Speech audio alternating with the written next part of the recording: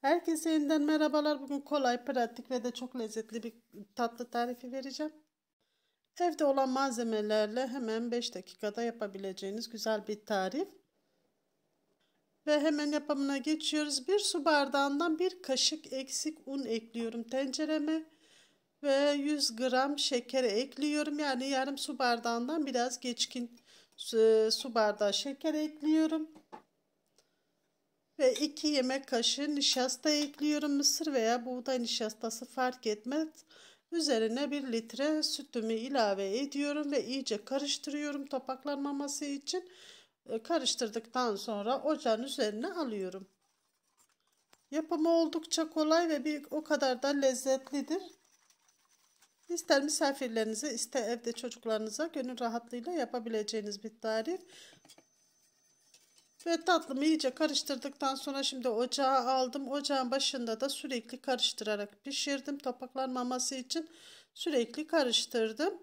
Orta hararetli ateşte hemencecik pişti. Böyle göz göz olana kadar karıştırdım. Göz göz olduktan sonra ocağın altını kapatabilirsiniz. Bu tatlımızın pişmiş anlamına gelir.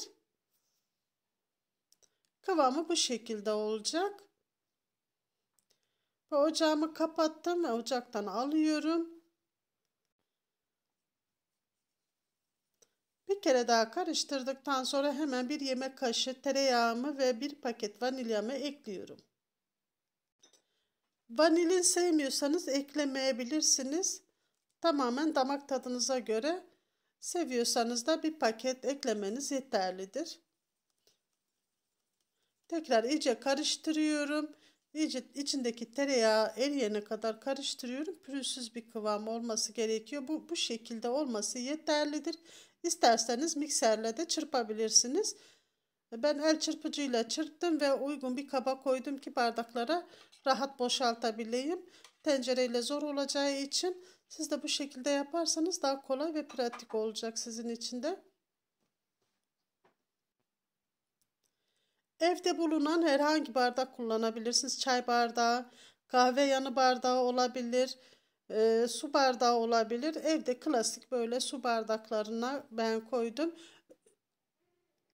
Bardakları biraz ıslattım. İçinde su çalkalayıp boşalttım. İçinde su kalmadı. Bardaklar ıslakken içine koyuyoruz ki boşaltırken içinden rahat çıkabilmesi için tatlılarımızın.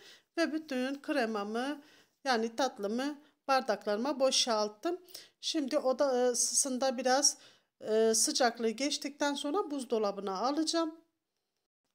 Ve hemen arasına bir krema hazırlıyoruz. 1 paket krem şanti, çikolatalı krem şanti kullanıyorum ve 1 çay bardağı soğuk sütü ilave ediyorum ve çırpıyorum. Paketin üzerinde 1 su bardağı yazıyor ama 1 su bardağı süt fazla gelir. Cıvık bir krema olur. Güzel olmaz. Böyle koyu bir krema olmalı ki tatlımızın arasında rahat durabilmesi için, akmaması için bu şekilde olması yeterlidir. İyice çırptıktan sonra hem krem şantimi hem de tatlımı alıp dolaba koyuyorum.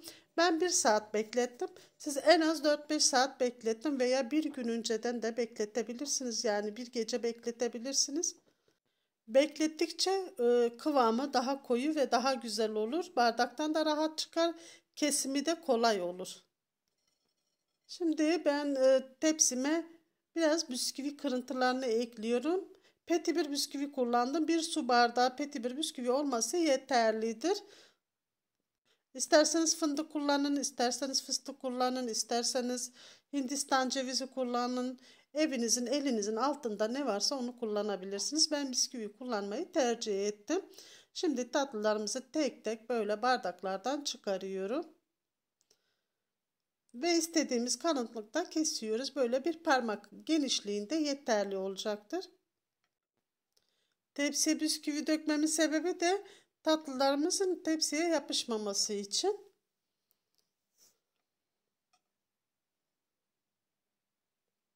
Hepsini bu şekilde kesiyorum. Bardağın alt kısmı biraz daha dar oluyor. Üst kısmı da biraz daha geniş oluyor. Oraya üst üste koyarken eşitleyebilirsiniz. Böyle bir iki tane göstereyim nasıl çıkardığımı. Böyle parmağımızla ucundan hafifçe bastırıyoruz, çok sıkmadan. Hava alıyor. Bardağın kenarlarından hava aldıkça ters çevirince gördüğünüz gibi rahatlıkla çıkıyor. Dediğim gibi siz beklettikçe o daha güzel olacaktır. Daha kıvamlı olacaktır. Ben çok bekletemediğim için 1 saat. Benim çok zamanım olmadığı için hemen 1 saat içinde çıkardım. Ne kadar beklerse o kadar güzel olur. 1 saat kaldığı halde yine de çok güzel oldu. Çok güzel duruyor.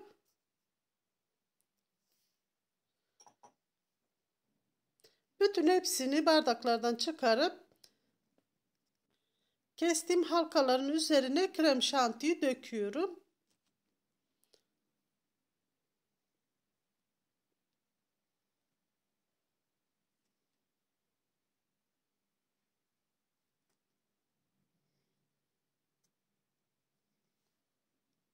Büyük küçük olarak kendiniz onları ayarlayabilirsiniz. Dediğim gibi bardakların üst ve alt kısmı aynı olmadığı için onları kendiniz ayarlayabilirsiniz. Arasına krem şanti sürdüm. Şimdi boş olanları dolu olan halkaların üzerine koyuyorum, kapatıyorum bu şekilde.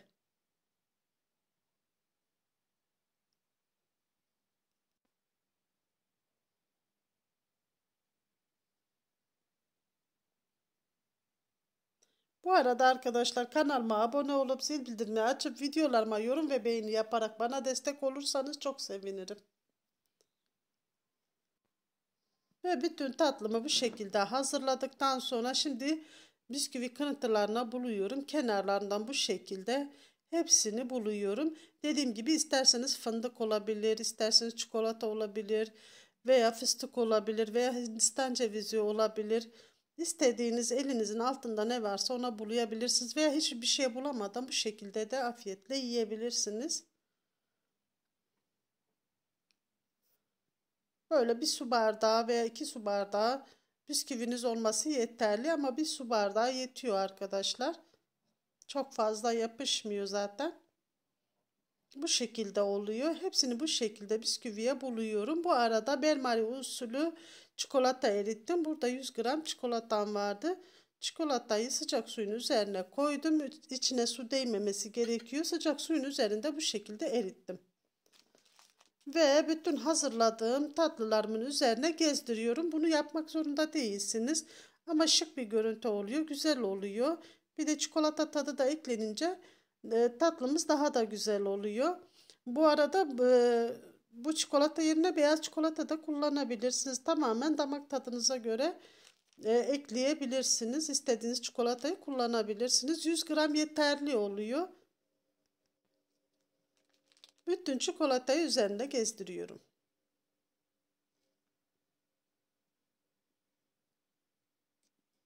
Çikolatamız bu marketlerde aldığımız klasik çikolata arkadaşlar.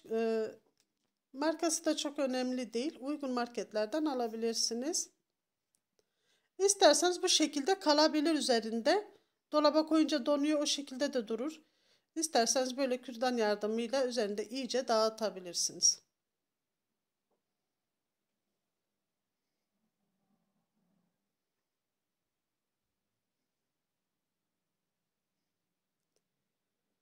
Çikolata döktükten sonra dolaba koyun. 1-2 saat daha bekletin. Ondan sonra afiyetle yiyin. Bu şekilde de afiyetle yiyebilirsiniz. Dolapta bekledikçe daha güzel oluyor. Daha böyle e, kıvamı daha sert olduğu için daha güzel duruyor. Şimdi üzerine ben fıstık gezdirdim ama bu yoksa evde yoksa bunu yapmak zorunda da değilsiniz. Tamamen elinizin altında bulunan malzemelerle süslüyoruz. Ben hiç bekletmeden hemen size bir tanenin kıvamını da göstermek istiyorum. Ondan sonra dolaba atacağım.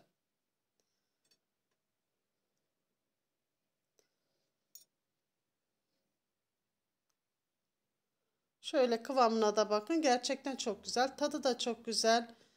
Lezzeti de çok güzel ve çok kolay, çok pratik. Eğer daha tatlı seviyorsanız 1 su bardağını tamamen doldurabilirsiniz. Yani şeker oranını daha da çoğaltabilirsiniz. Deneyen herkeslere afiyetler olsun.